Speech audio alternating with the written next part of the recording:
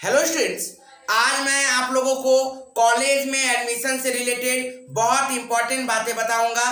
कैसे admission form means online application form कैसे भर सकते हो, कितना कॉलेज में भर सकते हो, कहाँ कहाँ जाना पड़ेगा फॉर्म फिलअप करने के लिए, साथ ही साथ ऑनर्स मिलेगा कि नहीं, जनरल ही लेना पड़ेगा क्या, कितना परसेंट में ऑनर्स मिलता है, ऑनर्स के लिए क्या क्या क्राइटेरिया है और ऑनर्स और जनरल में फर्क क्या है, ऑनर्स क्या टफ होता है, जनरल क्या बहुत इजी होता है, सर फीस कैसा लगता है, ये सब बातें मैं इस वीडियो में आप लोगों को बताऊंगा।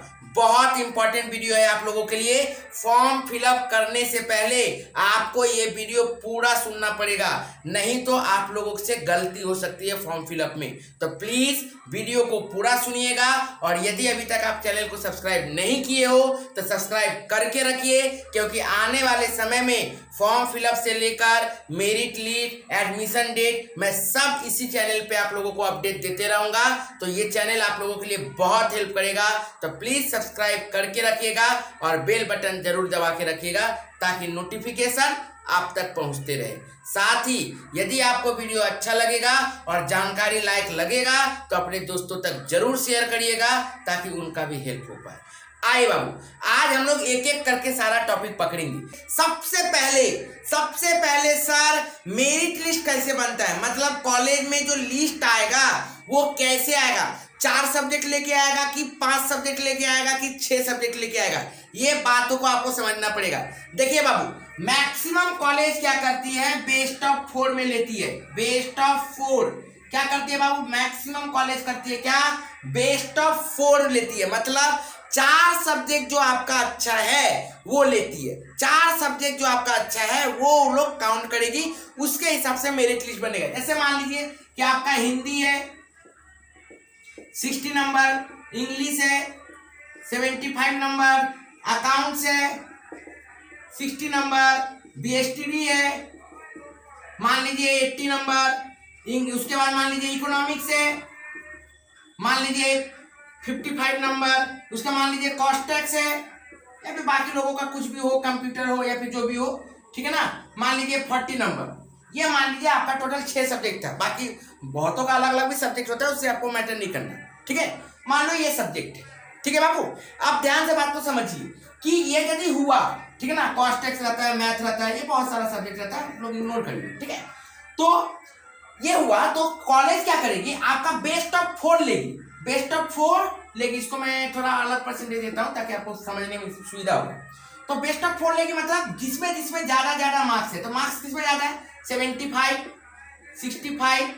तो देखिए सबसे पहले, तो देखो बाबू सबसे पहले ज्यादा मार्क्स किसमें 80, फिर किसमें बाबू 75, फिर किसमें बाबू 65, फिर किसमें बाबू 60। बस ये 4 मार्क्स जुड़ेगा, ये 4 मार्क्स जुड़ के आपका क्या कर दिया जाएगा, 280 आया टोटल। ये आपको बोला जाएगा बेस्ट ऑफ 4 डिवाइडेड बाई 4 यदि कर दिया जाए मतलब 70% आपका नंबर है। ऐसे कैलकुलेट किया जाता है बेस्ट ऑफ 4। ऐसे होता है मैक्सिमम कॉलेज का मेरिट लिस्ट, यही 4। आपका मान लीजिए कोई सब्जेक्ट में फेल ही हो गए हो आप, 20 पाए हो, मैटर नहीं करता, मैटर ही नहीं करता, मतलब कि आपको इसमें से जो टॉप 4 रहेगा, जो टॉप 4 रहेगा वो आपको टोटल करके डिवाइड बाई 4 कर दिया जाएगा, यही आपका परसेंट। 0.25 का भी बहुत वैल्यू होता है, कभी मत ऐसा समझिए मेरा 69.75 आया मतलब 70 आया, नहीं, 1 नंबर के चलते कॉलेज में मेरिट लिस्ट में नाम नहीं आता, याद रखिएगा। तो ये बहुत इंपॉर्टेंट। लेकिन बहुत सारा कॉलेज क्या करती है, कभी कभी एडवांटेज होता है, जिनका अकाउंट्स में, इंग्लिश में, मैथ में, कॉस्ट टैक्स में ज्यादा नंबर आता हो, आया हो, ठीक है ना, लेकिन फिर भी वो बाकी सब्जेक्ट में नंबर कम आने के कारण कुछ स्टूडेंट से पीछे हो गए, ठीक है ना। तो कहीं कहीं पे कभी कभी क्या होता है, अकाउंट्स का मार्क्स, मैथ का मार्क्स और इंग्लिश का मार्क्स को डबल कर दिया जाता है। कोई एक को, या तो इंग्लिश का करेगा, या तो अकाउंट्स का करेगा, या तो मैथ का करेगा, किसी एक को डबल कर देगा। जैसे मान लो यहाँ पे अकाउंट्स का मार्क्स को डबल कर दिया, तो 65 का डबल कितना हो गया बाबू, 130, और वो अकाउंट्स का मार्क्स ले गए, बोल देगा कंपलसरी है कि इंग्लिश या तो अकाउंट्स हम लेंगे जो सबसे ज्यादा होगा। तो इसका डबल कितना हो गया 130 और इसका डबल कितना हो गया 150। तो मान लो कि वो कॉलेज बोलिए कि हम इंग्लिश या फिर अकाउंट जिसमें सबसे ज्यादा होगा उसको हम डबल करेंगे, सोया सा बात क्लियर बोल दिया गया है, और इंग्लिश लेना ही है, कंपलसरी है, तो फिर करना पड़ेगा, ठीक है ना। कुछ कुछ कॉलेज ऐसा बोलती है कि इंग्लिश कंपलसरी है, आपको काउंट करना ही पड़ेगा, अकाउंट्स कंपलसरी है, आपको काउंट करना ही पड़ेगा, तब तो आपको करना ही पड़ेगा, तब तो कोई दिक्कत ही नहीं है। बाकी जैसे बीए बीएससी के लिए जो बोला गया है वही करना पड़ेगा। तो यहाँ पे आप लोगों को सबसे पहले समझना पड़ेगा कि अब क्या हो गया, ये 75 कितना हो गया, 150 कितना हो गया बाबू, 150।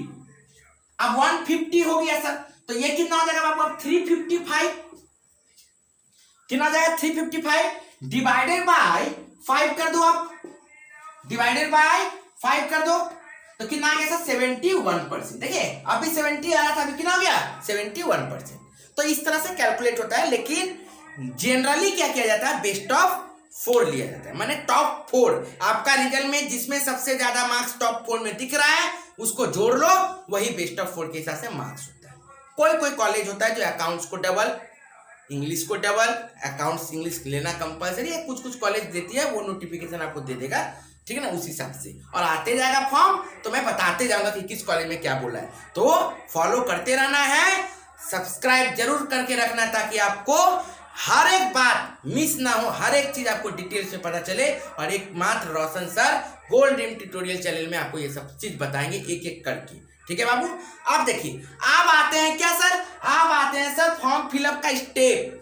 फॉर्म फिलअप कितना दिन होगा, प्रोविजनल लिस्ट, मेरिट लिस्ट, ये क्या होता है सर, ये सब चीज जानेंगे, तो ठीक से सुनिए बाबू। फॉर्म फिलअप होगा कैसे, देखिए बाबू, ऑलरेडी प्राइवेट कॉलेज का बहुत सारा कलकत्ता के अंदर में फॉर्म फिलअप स्टार्ट हो गया है। आप लोगों को पता है कि मैक्सिमम स्टूडेंट कलकत्ता के अंदर में क्या करते हैं, कलकत्ता यूनिवर्सिटी के अंदर में एडमिशन लेते हैं, और मैक्सिमम कॉलेज कलकत्ता यूनिवर्सिटी के अंदर में ही एफिलेटेड रहती है, ठीक है। तो प्राइवेट कॉलेज जैसे Shri Shikshayatan college, Bhawanipur education college, Loreto college,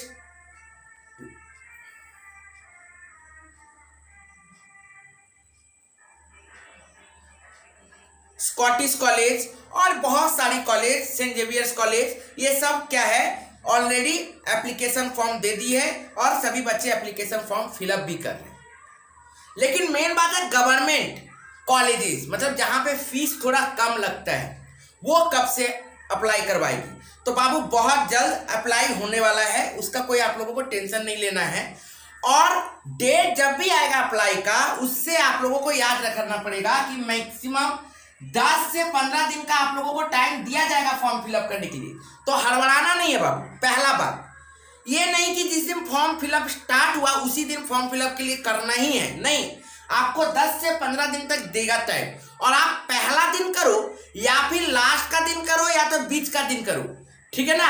आपका परसेंटेज के हिसाब से ही आपका नाम आएगा। ऐसा नहीं होगा कि जो बच्चे पहले फॉर्म भरे उनको पहले नाम आ जाएगा, नहीं, आपका जिस हिसाब से परसेंटेज रहेगा, यदि अच्छा परसेंटेज जिनका रहेगा उनका पहले नाम आएगा, जिनका खराब परसेंटेज रहेगा उनका नाम बाद में ही आएगा, पर चाहे वो जल्दी फॉर्म भर दे, ठीक है ना। तो ये आपको क्लियर रखना पड़ेगा। तो हड़बड़ाना नहीं है, पैनिक नहीं होना है, ठीक है। और यदि कोई भी डाउट रहे तो प्लीज आप कमेंट करिए, मैं आपका सारा डाउट को क्लियर करूंगा। जरूरत पड़े तो व्हाट्सअप करिए, आपको व्हाट्सअप नंबर डिस्क्रिप्शन बॉक्स में मिल जाएगा। इसीलिए मैंने कहा था सब्सक्राइब करके रखिएगा, ताकि आपको सारा नोटिफिकेशन बिना पूछे पता चलते रहेगा। मैं डेली आप लोगों के लिए अपडेट देते रहूंगा कॉलेज से रिलेटेड, ठीक है बाबू। अब आया 10 से 15 दिन के अंदर में फॉर्म फिलअप का टाइम देगा। जब फॉर्म फिलअप आप लोग करना स्टार्ट करिएगा तो उसके बाद आप लोगों का निकलेगा प्रोविजनल लिस्ट। प्रोविजनल लिस्ट निकलेगा। ये प्रोविजनल लिस्ट क्या होता है, ये प्रोविजनल लिस्ट होता है कि आप लोगों का फॉर्म को एक्सेप्ट किया गया है। बहुत सारे बच्चे जैसे ही प्रोविजनल लिस्ट निकलता है तो स्टूडेंट लोग सोच लेते हैं कि मेरा नाम आ गया कॉलेज में। नहीं बाबू, प्रोविजनल लिस्ट मेरिट लिस्ट नहीं होता है। प्रोविजनल लिस्ट और मेरिट लिस्ट में फर्क होता है। प्रोविजनल लिस्ट का मतलब होता है कि आपका नाम, आप जो फॉर्म भरे थे कॉलेज ने एक्सेप्ट किया है और आपका ये नाम है, आप अपना नाम मिला लो, कितना नंबर में हो, रैंक के हिसाब से, नंबर के हिसाब से आप उस कॉलेज में फॉर्म भरने वालों में से आपका नंबर कितना नंबर में है, ताकि आप जब मेरिट लिस्ट में नाम आए या ना आए तो आप अंदाजा लगा पाओ कि आपका नाम आ सकता है कि नहीं, आपका नाम कितना पीछे है, आप ये पता कर पाओ। इसलिए प्रोविजनल लिस्ट दिया जाता है, ठीक है बाबू। ये बात समझ में आ गया। प्रोविजनल लिस्ट का ठीक एक दिन बाद या फिर उसी दिन या फिर एक दिन बाद क्या आता है, मेरिट लिस्ट। क्या आता है बाबू, मेरिट लिस्ट। ये जो मेरिट लिस्ट रहता है, ये मेरिट लिस्ट होता है क्या बाबू, कि किनका किनका एडमिशन होगा, कौन कौन उस कॉलेज के लिए सिलेक्शन हुए हैं, कि आप लोगों का नाम आ गया है, अब आप लोग नाम लिखा लीजिए। लेकिन बाबू एक चीज याद रखिएगा, मेरिट लिस्ट जैसे मान लीजिए आया 16 तारीख को, 16 जून को मान लीजिए मेरिट लिस्ट आया, ठीक है ना, 16 जून को मान लो मेरिट लिस्ट आया, और याद रखिएगा ये लोग बोल देंगे, कॉलेज वाले नोटिफाई कर देंगे कि आपको विद इन 18 जून आपको एडमिशन कराना है, विद इन 18 जून आपको क्या करना है, एडमिशन करा लेना है। ये मत सोचिए कि मेरा दोस्त का नाम आया कि नहीं आया, नहीं आया तो वेट करेंगे, उसका नाम आ जाएगा तब करेंगे, ऐसा नहीं होता है, समझिए बात को। 16 जून को यदि मेरिट लिस्ट निकाली है तो मेरिट लिस्ट के अंदर में जो 50 स्टूडेंट, 100 स्टूडेंट, जितना जन का नाम रहेगा उन लोगों का वैलिड 18 जून तक ही रहेगा। मतलब एग्जाम्पल दिए हैं हम, ये एक एग्जाम्पल डेट दिए हैं कि उन लोगों का वैलिड, यदि कॉलेज बोलते कि 18 जून तक में आपको एडमिशन कराना है, मतलब 18 जून के अंदर में उनको एडमिशन करा लेना पड़ेगा। यदि वो सोचेंगे मतलब 16, 17, 18 के अंदर में उनको एडमिशन करा लेना पड़ेगा, वो भी जो टाइम बोलेंगे, यदि 5 बजे तक बोलेंगे तो 18 तारीख को आप 5 बजे के पहले कराओ, यदि 18 तारीख को बोलेंगे 6 बजे शाम तक करना है तो 6 बजे के पहले कराओ, जो टाइम बोलेंगे उनके पहले ही। ये नहीं कि 18 तारीख बोला मतलब 10 बजे भी कर सकते, नहीं, उन्होंने जो टाइम मेंशन कर दिया है उससे यदि 1 मिनट भी लेट होगा तो फॉर्म फिर एडमिशन आपका नहीं कराएगा। और जो बच्चे इस पीरियड के अंदर में एडमिशन नहीं कराएंगे उनको कैंसिल मान दिया जाएगा, उनका फिर एडमिशन नहीं होगा। फिर जो सीट मान लीजिए 100 सीट था कॉलेज के पास, तो उसने 100 सीट का नाम निकाल दिया, 100 स्टूडेंट का नाम निकाल दिया। अब 100 स्टूडेंट्स में से मान लीजिए 40 स्टूडेंट नाम लिखाए तो 50-60 स्टूडेंट, अब अगला लिस्ट निकलेगा, फिर मेरिट लिस्ट निकलेगा कब, 18 तारीख के बाद। मतलब जो बच्चे नाम नहीं लिखाए, कॉलेज क्या सोचेगा, ये बच्चे को मैंने 100 नाम दिया था, 100 में से 40 नाम लिखाया, अब किसी से गलती हुआ क्या हुआ उससे उसको क्या लेना देना, आप नहीं भरे, आप एडमिशन नहीं कराए, आपका फॉल्ट है। वो क्या करेगी, अगला लिस्ट फिर निकाल देगी, सेकेंड लिस्ट, वो बचा हुआ 60 स्टूडेंट का। आप समझिए बात को, ये अगला लिस्ट जो निकालेगी ऐसा नहीं होगा कि जो बच्चे का नाम नहीं लिखवाए हैं उनका नाम आएगा, नहीं। जैसे मान लो कि फर्स्ट मेरिट लिस्ट में नाम शुरू हुआ 395 से, मान लो 395 से मार्क्स शुरू हुआ, ठीक है ना, 395 से मार्क्स शुरू हुआ, मान लो 390 से मार्क्स शुरू हुआ और आया 370 तक, मान लो 370 तक मार्क्स आया, ठीक है ना, ये आया फर्स्ट लिस्ट में। अब 390 से लेके 370 तक जो जो स्टूडेंट नंबर लाए थे उनका नाम आ गया, ठीक है। अब मान लीजिए अगला बार इसमें से 100 स्टूडेंट का नाम आया था, 100 में से 40 स्टूडेंट ने नाम लिखाया टाइम के अंदर में, बाकी नहीं लिखाया, जानबूझ के नहीं लिखाए होंगे, या फिर किसी से गलती भी होता है, बहुत जनों से गलती भी होता है कि नहीं लिखवाते, सोचते बाद में लिखाएंगे, नहीं, जो टाइम आपको दिया गया उसके अंदर में ही आपको नाम लिखवाना पड़ेगा। आपका दोस्त का नाम आया है, नहीं आया है, आप दूसरा कॉलेज का इंतजार करोगे, ये वो ऐसा कुछ नहीं होता है। वो कॉलेज जो आपको डेट दे दी है उसी कॉलेज के अंदर में, उसी दिन के अंदर में, उसी समय के अंदर में आपको एडमिशन करवाना पड़ेगा। यदि नहीं करा पाओगे तो 370 तक नाम आया, अगला दिन से 369 नंबर स्टूडेंट, मतलब 369 जिनका नंबर रहेगा, मार्क्स रहेगा, वहां से लेके मान लीजिए 350 तक का स्टूडेंट का 60 जन होता है तो 350 जन तक का हुआ। मान लो 388 वाले कोई एक स्टूडेंट थे, मान लो 388 वाले कोई स्टूडेंट थे और उन्होंने नाम नहीं लिखाया था गलती से, सर क्या मेरा नाम नहीं आएगा, नहीं आएगा आपका नाम। अब इस बीच, क्योंकि ये तो उसके बाद का स्टूडेंट को लेगा, आपका छूट गया। हाँ, कभी कभी कोई कॉलेज चांस देती है लेकिन आप वो रिस्क नहीं ले सकते हो, ठीक है बाबू, आया बात समझ में, ये क्लियर हो गया होगा हमको जहां तक समझ में आया है। अब देखिए आगे, तो ये समझ में आया, उसके बाद सेकेंड लिस्ट निकलेगी, फिर सीट खाली रहेगा तो थर्ड लिस्ट निकलेगा, फिर सीट खाली रहेगा तो फोर्थ लिस्ट निकलेगा। तो स्टूडेंट क्या होते हैं, पैनिक हो जाते हैं फर्स्ट लिस्ट के बाद ही, पहला लिस्ट निकलने के बाद ही क्या होता है, पैनिक हो जाते हैं। किस लिए सर, कि मेरा नाम तो नहीं आया, सर मेरा नाम नहीं आया, सब डरने लगते हैं। बाबू एक चीज याद रखिएगा, फर्स्ट लिस्ट में नाम उन्हीं का आता है जो बहुत अच्छे स्टूडेंट होते हैं, जिनका मार्क्स बहुत अच्छा होता है। देखो बाबू, आप तो एक कॉलेज में फॉर्म भरोगे नहीं ना, मैं बताऊंगा कि आप लोग कितना कॉलेज में फॉर्म भर सकते हो। तो एक कॉलेज में तो आप फॉर्म भरोगे नहीं, आप तो बहुत सारा कॉलेज में फॉर्म भरोगे ना। तो क्या होता है, एक जन का नाम तो बहुत सारा कॉलेज में आएगा, तो वो बच्चा तो किसी एक ही कॉलेज में नाम लिखाएगा ना। तो ऐसा मत समझिए, हड़बड़ाना नहीं है कि मेरा नाम नहीं आया, नहीं बाबू आएगा, थोड़ा सा वेट करिए, सब्र करिए। मैक्सिमम याद रखिएगा, मिनिमम हर कॉलेज 3 मेरिट लिस्ट निकालती है, मिनिमम कम से कम 3 मेरिट लिस्ट निकलता है, मिनिमम कम से कम 3 मेरिट लिस्ट निकलता है, ठीक है ना। मैक्सिमम कॉलेज का 1-2 कॉलेज ही होता है जिसमें 2 ही मेरिट लिस्ट में खत्म हो जाता है, सीट बुक हो जाता है, नहीं तो मिनिमम 3rd मेरिट लिस्ट भी निकलता है। और मैक्सिमम बहुतों कॉलेज का ऐसा होगा कि 8-10 मेरिट लिस्ट निकलेगा, 8-10 मेरिट लिस्ट। और कुछ कुछ तो ऐसा कॉलेज है हमारे कलकत्ता में कि उनका 20-25 लिस्ट निकलता है, एक स्टूडेंट करके लिस्ट निकालते हैं, एक स्टूडेंट करके, एक स्टूडेंट का नाम आएगा एक लिस्ट, 2 स्टूडेंट का नाम आएगा एक लिस्ट, ऐसा करके, ठीक है ना। तो आपको हड़बड़ाना नहीं है, 3rd मेरिट लिस्ट तक निकल सकता है आपका नाम, 4th मेरिट लिस्ट तक आपका निकल सकता है। और डाउट हो रहा है सर नाम आएगा कि नहीं, मैसेज करिए, आप डाउट क्लियर कर सकते हो, कॉलेज का नाम मेंशन करिए कमेंट में और बताइए अपना मार्क्स, मैं आपको क्लियर करके हर कमेंट का आंसर दूंगा आप लोगों को। उसके लिए सब्सक्राइब करके रखना पड़ेगा आपको और अपने दोस्तों तक जरूर शेयर करिए ताकि वो लोग भी क्लियर रहे। अब देखिए ध्यान से, तो ये तो समझ में आया बाबू, तो ये समझ में आया। अब बात आता है कि सर कितना कॉलेज में फॉर्म भर सकते हैं, क्या सर ज्यादा कॉलेज में फॉर्म भर सकते हैं? एकदम भर सकते हो, आप जितना कॉलेज में चाहो भर सकते हो, आपको कोई कॉलेज रोक नहीं सकता कि आप मत भरो फॉर्म, आपको जितना कॉलेज में फॉर्म भरना है भरिए, याद रखिएगा, ये पहला बात। अब लेकिन याद रखिएगा, सर पैसा लगता है क्या फॉर्म भरने में? पैसा लगता है क्या सर? एकदम लगता है, लेकिन सरकार पिछले 2 सालों से एप्लीकेशन फीस फ्री कर चुकी है, याद रखिएगा। हो सकता है इस बार भी एप्लीकेशन फीस फ्री ही रहेगा, ठीक है ना, मैक्सिमम चांस है।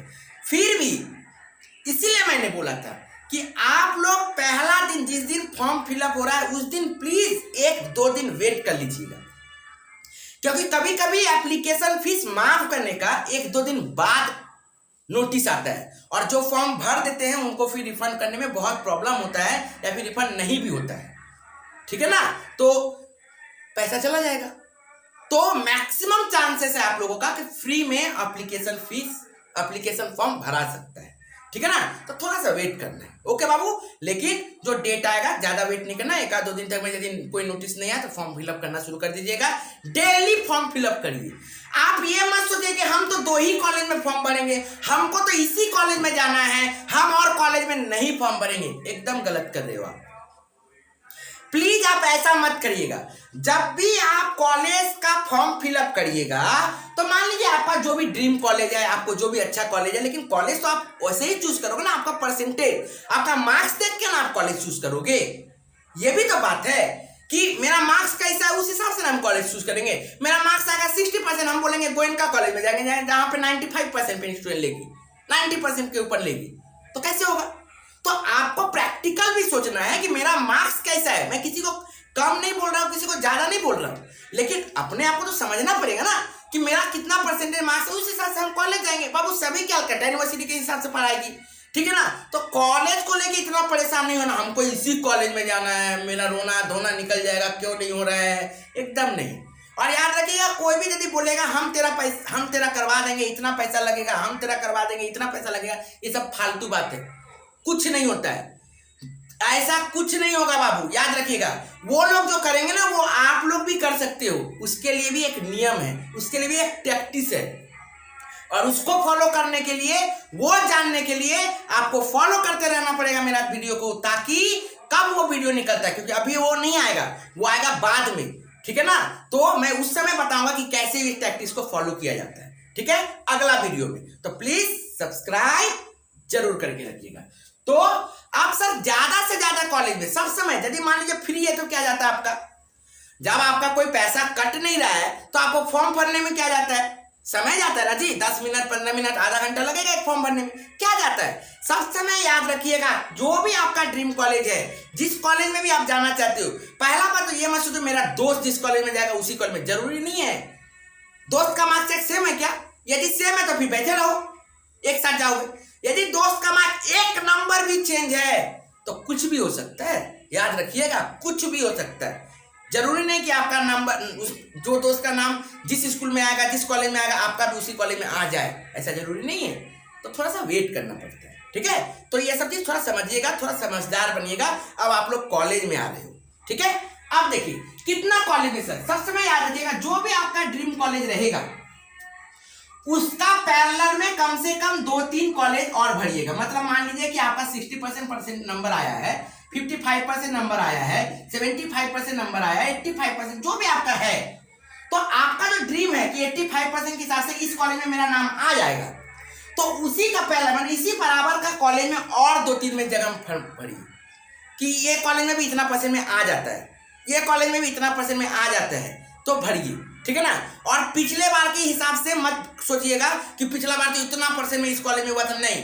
हर कॉलेज में इस बार कम से कम 4 से 5% कट ऑफ गिरेगा, हर कॉलेज में गिरेगा। लास्ट पिछला साल जितना भी, यदि मान लीजिए पिछला साल उस कॉलेज में लास्ट 70% में लिया था, तो इस साल 65-62 तक भी जा सकता है, ठीक है ना, क्योंकि इस साल और सीट बढ़ाया गया कॉलेज में। तो एकदम ऐसा मत सोचिएगा, ठीक है, पहली बार। उसके बाद याद रखिएगा तो पैरेलल क्या मैंने बोला, जो कॉलेज में आप जाना चाहते हो वैसा वैसा 3-4 कॉलेज में जरूर फॉर्म भरो। साथ ही साथ सिर्फ इतना ही नहीं, आपको उससे नीचे एकदम नीचे वाला कॉलेज में, कि नहीं यहाँ पे तो 50% में ले लेगा, मेरा तो 75% है, यहाँ इस कॉलेज में तो 50% वाले स्टूडेंट जाते हैं, हम ऐसा कॉलेज में जाएंगे, ऐसा मत सोचिएगा। 50% वाले जो कॉलेज में है कि नहीं इस कॉलेज में तो इतना परसेंट में भी नाम हो जाता है, उस कॉलेज में भी कम से कम आप 2-3 फॉर्म भर दीजिए। उस कॉलेज में भी आप कम से कम 2-3 फॉर्म भर दीजिए। ये सब समय करिएगा, मैं आपको बार बार बता रहा हूं। आपको अभी अंदाजा नहीं होगा, बाद में पछतावा होगा यदि नहीं करोगे तो, ठीक है। जिसका परसेंटेज 75% के ऊपर है, फिर वो भी, क्योंकि उसका भी तो चाह कुछ अलग होगा। जिसका परसेंट 50 के अंदर है उसका अलग चाह है, तो सब अपना चाह के हिसाब से ही सिलेक्ट करेंगे। कोई बोलेंगे 2 कॉलेज में भर दिए, होगा देखा जाएगा, इसी में आ जाएगा ना, ऐसा मत सोचिएगा। खासकर जब फ्री रहे तो, फ्री जब है तो आपको फॉर्म भरने में क्या जाता है। और यदि फ्री नहीं रहेगा तो फिर कमेंट करिए कि सर मेरा इतना परसेंटेज है, हम ये लेना चाहते हैं, बताइए आप किस कॉलेज में हम फॉर्म भरें। मैं बताऊंगा आपको कि किस कॉलेज में आपका नाम आ सकता है, आप उस हिसाब से फॉर्म भरिएगा। आप अपना कॉलेज का नाम भी बताइए कि हम इस कॉलेज में जाना चाहते हैं, क्या हम फॉर्म भरे, कमेंट करिएगा, आपको मैं आंसर दूंगा, ठीक है बाबू। तो ये हुआ, तो जिस कॉलेज में आप जाना चाहते हो उस जैसा कॉलेज में भी 4 ठो 3 ठो 4 ठो फॉर्म भरिए। साथ ही साथ उससे कम वाली, जिसमें कम परसेंटेज में भी नाम आ जाता है, उसमें भी फॉर्म भरिए। ये पहला बात हुआ। साथ कुछ बच्चे बोलते हैं हम तो ऑनर्स ही लेंगे चाहे जो हो जाए, ठीक है बाबू, आप ऑनर्स ही लेना, मैं ये आपको प्रॉब्लम नहीं बोलूंगा कि मत लो, ठीक है, लेना ऑनर्स ही। लेकिन फिर भी आपका यदि मान लीजिए कोई ड्रीम कॉलेज है और आपको लगता है कि ऑनर्स में यहाँ पे नंबर नहीं आ सकता है मेरा, ठीक है ना, कुछ कंफ्यूजन है, तो आप जनरल का भी फॉर्म भर सकते हैं। ऐसा होता है क्या सर, एक ही कॉलेज में ऑनर्स और जनरल फॉर्म भराता है? हाँ बाबू, एक ही कॉलेज में आप ऑनर्स का भी फॉर्म भर सकते हो, जनरल का भी फॉर्म भर सकते हो, और दूसरा कोई सब्जेक्ट का भी ऑनर्स फॉर्म भर सकते हो। मतलब मान लीजिए आप बीकॉम के स्टूडेंट हो तो बीकॉम इन अकाउंटिंग यदि फॉर्म भरे हो ऑनर्स, आप चाहो तो मार्केटिंग ऑनर्स भी भर सकते हो, दोनों फॉर्म भर सकते हो, कोई रोक टोक नहीं है। और आप चाहो तो जनरल का भी फॉर्म भर सकते हो, कोई रोक टोक नहीं है, किसी को रोक टोक नहीं है। लेकिन जब पैसा यदि लगेगा, ऐसे उम्मीद नहीं है कि लगेगा, फिर भी यदि मान लीजिए आप अलाउंस हुआ कि पैसा लगेगा, तो फिर थोड़ा प्लानिंग करके भरना पड़ता है कि हम क्या लेंगे, और नहीं चाहिए ना तो दो ना, क्या जाता है, ठीक है ना। लेकिन जनरल अकाउंट्स ऑनर्स लिए हो तो यदि आपको लगता है कि नहीं हम इसी कॉलेज में रहते हैं, हम ऑनर्स की जगह जनरल ले लेंगे, लेकिन हमको इसी कॉलेज, बहुत जन ऐसा होता है, तो आप उस कॉलेज में जनरल का भी फॉर्म भरिए। और मैक्सिमम मैं बोलूंगा कि आप चाहे ऑनर्स लो चाहे जनरल लो, ठीक है ना, आप जनरल का फॉर्म 2-3 कॉलेज का भर के रखिएगा, ठीक है ना, एक अच्छा, एक खराब, एक मीडियम, ऐसा कॉलेज का, इस हिसाब से, ठीक है। ये हुआ जब अब आया सर ऑनर्स जनरल का जब बात आ गया, तो अब सर ऑनर्स कितना परसेंट में मिलता है, ये भी तो बात है, ये भी तो एक बड़ा बात है कि सर ऑनर्स कर रहे हैं हम, तो ऑनर्स कितना परसेंट में मिलेगा हमको, ये भी तो बात है। तो बाबू ऑनर्स के लिए याद रखिएगा, आप जिस सब्जेक्ट में ऑनर्स लेना चाहते हो, जैसे मान लो अकाउंटेंसी है, ठीक है ना। ओके, तो आप लोगों को याद रखना पड़ेगा कि उस सब्जेक्ट में आपका मिनिमम 45% मार्क्स होना चाहिए टोटल, थ्योरी प्लस प्रैक्टिकल मिला के। थ्योरी प्लस प्रैक्टिकल मिला के मतलब 100 में आपका 45 मिनिमम होना चाहिए। यदि 45% आपका मिनिमम मार्क्स है तब आप क्या कर सकते हो, फॉर्म भर सकते हो ऑनर्स में। यदि आपका 45% के नीचे रहेगा मार्क्स तो आप ऑनर्स फॉर्म ही नहीं भर पाओगे। ओवरऑल मैंने नहीं बताया, ठीक है ना, मैंने उस सब्जेक्ट में बताया। ठीक है बाबू, याद रखिएगा। अब जैसे मान लीजिए कोई कॉलेज में क्या होता है, अकाउंटेंसी ऑनर्स ले रहे हो आप, तो आपका अकाउंटेंसी या फिर मैथ या फिर कॉस्ट टैक्स, बहुत जनों का कॉस्ट टैक्स रहता है, ठीक है ना, अकाउंटेंसी, मैथ, कॉस्ट टैक्स, ये सब सब्जेक्ट में 45 किसी एक में रहना चाहिए, 45 का ऊपर, ये भी बात है।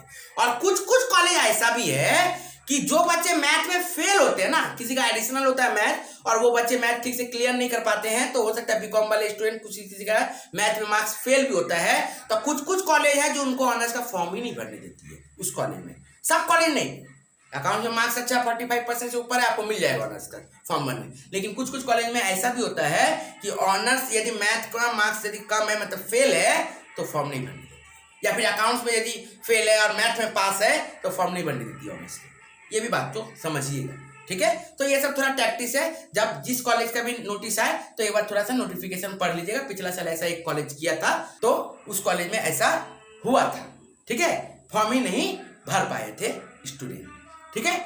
आगे अब देखिए ध्यान से, जब यहां तक हो गया, जब ये हो गया सर, तो उसके बाद क्या होगा, यहां तक जब हो गया तो अब इसके बाद जब हो गया तो हम लोगों को याद रखना पड़ेगा इसके साथ डिफरेंस क्या होता है ऑनर्स और जनरल का।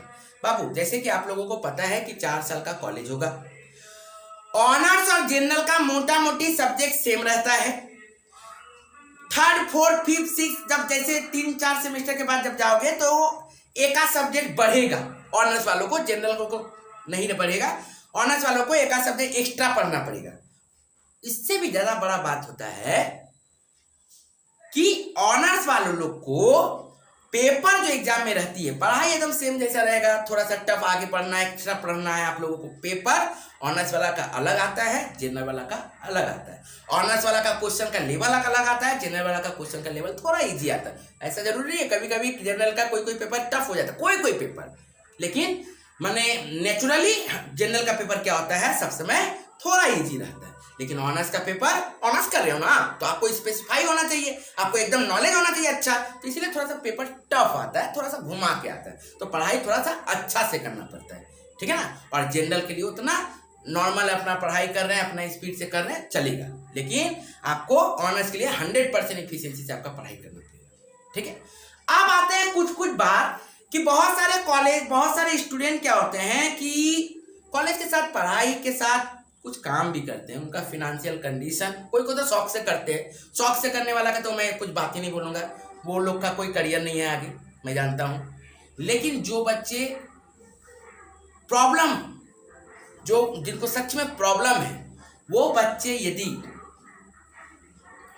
कॉलेज के साथ फॉर्म भर रहे हैं और अपना जॉब भी करते हैं और पढ़ना भी चाहते हैं, तो वो लोग प्लीज़ डे कॉलेज मत चुनिएगा। पहला बात, अटेंडेंस जिसमें कंपलसरी ज़्यादा रहता हो एकदम, जिसके कारण अटेंडेंस के कारण जो कॉलेज ज़्यादा रोक देती है या फिर नहीं देने देती है एग्ज़ाम, तो उस कॉलेज में थोड़ा सा फॉर्म भरने से बचिएगा। और जो थोड़ा मॉडरेट कॉलेज है, जो थोड़ा कंसीडर करती है स्टूडेंट का प्रॉब्लम को, उस कॉलेज में ही आप फॉर्म भरिएगा। और मॉर्निंग या फिर इवनिंग कॉलेज भरिएगा, फिर डे कॉलेज मत भरिएगा। ऐसे भी मैं मैक्सिमम सभी स्टूडेंट को बोलता हूँ, जो काम करे नहीं करे, मैं साफ सीधा बोलता हूँ कि डे कॉलेज में जाके कोई फ़ायदा नहीं है, ठीक है ना। आप कॉलेज से थोड़ा सा कॉम्प्रोमाइज़ कर सकते हो, लेकिन मॉर्निंग या फिर इवनिंग पढ़िए। क्यों?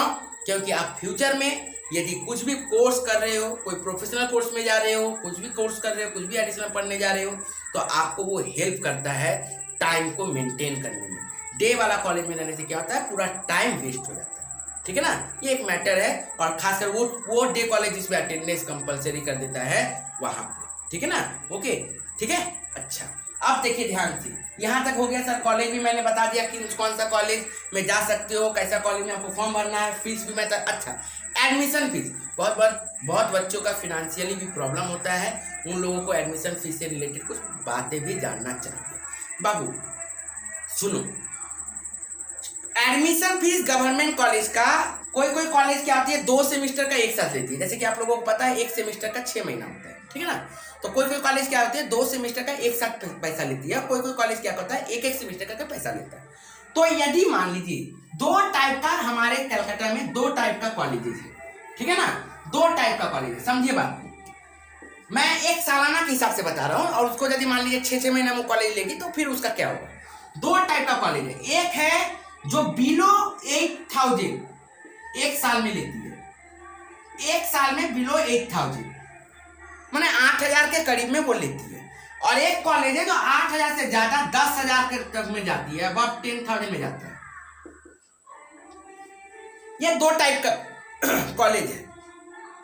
तो 8,000 के नीचे हो सकता है वो क्या करे 6 महीने में 4,000 ले, या फिर 3,500, 3,000, 3,500, 3,800, 3,900 ऐसे करके 2 बार लेती है, मतलब 8,000 वाला राउंड रखा जाता है एक साल में। और कुछ कॉलेज क्या है 10,000 से एक्स्ट्रा 11,000 रखती है एक साल में, या फिर ब्रेक कर देगा तो 6,000, 5,000, 5,500 ऐसे करके रखती है, 11,000, 12,000, 13,000, 14,000, 10,000 ऐसे करके, ठीक है ना। तो इस टाइप का कॉलेजेस है गवर्नमेंट में। प्राइवेट में तो 25,000, 30,000, 28,000, 32,000 ऐसा है 6 महीना का। लेकिन ये है हम लोगों का गवर्नमेंट कॉलेज का फीस, लगभग इसी रेंज में होता, थोड़ा बहुत ऊपर नीचे हुआ तो हुआ, ऐसे ही रेंज में जाता है। तो बहुत सारे स्टूडेंट का फिनेंशियल प्रॉब्लम भी होता है, तो वो लोग अपना पैसा जमाना स्टार्ट कर दें, कोई बात नहीं है, समय है अभी आप लोगों के पास, मिनिमम 15 दिन अभी पास है आप लोगों के लिए, आप लोग पैसा को संभाल सकते हो, बचा सकते हो, ठीक है। इसको लेके हड़बड़ाना नहीं है, ठीक है, चिंता का बात कोई नहीं है, ठीक है, ओके। चलिए, तो ये सब बात हो गया। तो प्लीज़ मैं आगे आने वाले वीडियो में मैंने बताया मेरिट लिस्ट को लेकर कैसे फॉर्म भरना है, हर एक फॉर्म जैसे जैसे आएगा उसका मैं अपडेट दूंगा कि फॉर्म ये आ गया, इसको फॉर्म को भरना है, तो उसके लिए प्लीज़ सब्सक्राइब करके रखिएगा। फॉर्म स्टेप भी बताऊंगा कि कैसे कैसे फॉर्म भरना है, सब कुछ मैं बताऊंगा। यदि आप सब्सक्राइब करके फॉलो करते रहोगे तभी आपको पता चलेगा। मैं तो बता दूंगा, लेकिन आपको पता कैसे चलेगा, उसके लिए एक जरिया तो रखना पड़ेगा ना, संपर्क, और संपर्क बनाने के लिए सब्सक्राइब करना बहुत ज़रूरी है। Thank you.